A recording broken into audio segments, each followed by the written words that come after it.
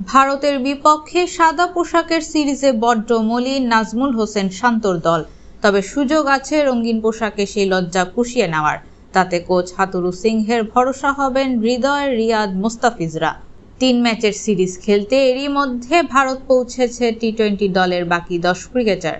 সেখানে মাঠ মাতানোর অপেক্ষায় তরুণ পেসার তানজিম সাকিব। ভারতের বিপক্ষে নিজের ওয়ানডে অভিষেক রাঙিয়েছিলেন রোহিত কোহলিদের চোখে চোখ রেখে। এবার ভারতের মাটিতে টি-20 সিরিজেও দেখাতে চান নিজের পেস ঝলক। তানজিম সাকিব বলেন, আমি চেষ্টা করি যখন যেখানে খেলবো একদম সেরাটা যেন খেলতে পারি। সামনে ভারত সিরিজ আছে, ওই জায়গায় আমি আমার সেরাটা দেওয়ার চেষ্টা করব। অতীতে কি হয়েছে সেটা আমাকে আত্মবিশ্বাস দেবে অবশ্যই, কিন্তু এটা আমি ওরকম মনে রাখতে চাই না। ভবিষ্যতে কি আছে সেটা আমি বেশি ফোকাস করতে চাই।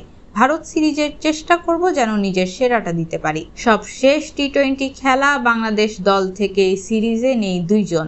একজন সাকিব আল হাসান, অন্যজন তানভীর ইসলাম। দলে নতুন মুখ স্পিনার রাকিবুল হাসান। এর আগে এশিয়ান গেমস খেললেও মূল জাতীয় দলে এবারই প্রথম। তবে রাকিবুল জানালেন চ্যালেঞ্জ নিতে ভালোবাসেন তিনি। রাকিবুল বলেন, চ্যালেঞ্জ সবসময় থাকে, এখন এটাকেও একটা চ্যালেঞ্জ হিসেবে নিতে হবে। আর চ্যালেঞ্জ নিয়ে খেলাটা আমি ভালোবাসি। চ্যালেঞ্জ থাকবেই, তারপরেও চ্যালেঞ্জের মুখোমুখি হয়ে কিভাবে ভালো করা যায় সেটাই লক্ষ্য থাকবে। অবসরের ঘোষণা দেওয়া সাকিব আল হাসানকে ছাড়াই ভারতের বিপক্ষে টি-20 সিরিজ খেলতে হবে বাংলাদেশকে।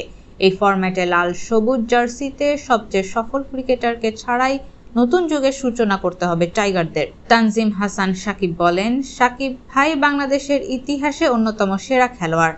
উনি ব্যাটিং, বোলিং, ফিল্ডিং সব জায়গায় দলকে সাপোর্ট দিত। আমরা ওই জায়গায় ওনার শূন্যতা অনুভব করব। আমরা চেষ্টা করব টিম গেম খেলার মাধ্যমে যেন ওই শূন্যতা পূরণ করতে পারি। আগামী 6 অক্টোবর গোয়ালিয়রের প্রথম টি-20 ম্যাচে ভারতের মুখোমুখি হবে বাংলাদেশ।